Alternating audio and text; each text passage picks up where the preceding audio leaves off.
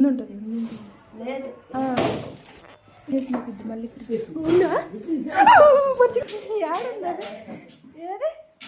అసలు ఎటు పోయి ఇంట్లోకి పోయిద్దాము మళ్ళీ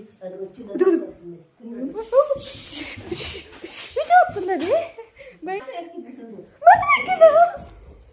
మంచి వేడెక్కింది బుడబుడబుడ ఉరుకుతుంటే చూసిన బొక్కల్లో ఉండొచ్చు ఉంది కదా కదిలి వేసేసా ఏటొచ్చింది అదిగో చూడు చల్లంగా ఇంట్లో దూరాలని చెప్పి మెట్లు వచ్చిందని చెప్పు వాళ్ళకి